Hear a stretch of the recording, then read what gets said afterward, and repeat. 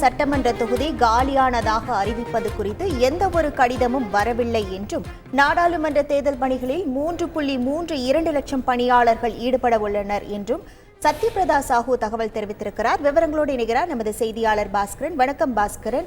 நாடாளுமன்ற தேர்தல் குறித்து தமிழக தலைமை தேர்தல் அதிகாரி சத்யபிரதா சாஹூ என்னென்ன தகவல்களை தெரிவித்தார்? கூடுதல் விவரங்கள் என்ன?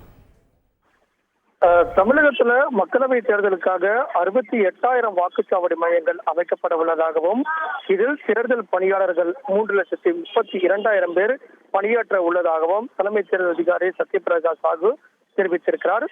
மக்களவை தேர்தலுக்காக இந்த வாக்குப்பதிவு இயந்திரங்கள் எல்லாம் தயார் நிலையில் இருக்கிறதாகவும் தேர்தல் தேதி அறிவிக்கப்பட்ட பிறகு நாடாளுமன்ற மக்களவை தொகுதிகளுக்கான அந்த வாக்குப்பதிவு இயந்திரங்கள் அனுப்பி வைக்கப்படும் என்ற தகவலையும் பகிர்ந்திருக்கிறார்.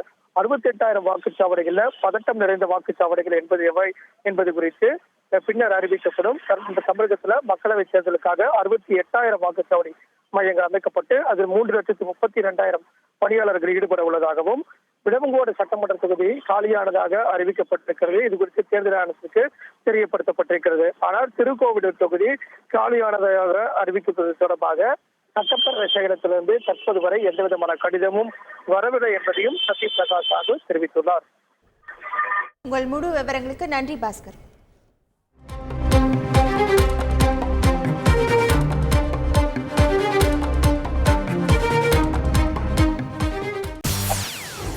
செய்திகளை உடனுக்குடன் தெரிந்து கொள்ள உடனே சப்ஸ்கிரைப் பண்ணுங்க.